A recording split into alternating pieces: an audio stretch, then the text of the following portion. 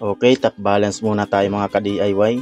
Ayan po mga master, ito po ay 16 pieces. 1, 2, 3, 4, 5, 6, 7, 8. Tapos 8 din sa kabila. So 16 pieces. So pinagsama-sama ko lang yung positive sa positive at negative sa negative. So top balance muna ng 2 days or 3 days. Pagkatapos baklasin ko naman to. Stack uli ng 2 days. Tapos i-check natin yung voltage pagka tapos ng 2 days kung may bababang voltage. So pagkakalam ko naman dito ay sure ball na brand new to. Ayan po. Ito yung ating gagamitin na battery para sa ating power bank.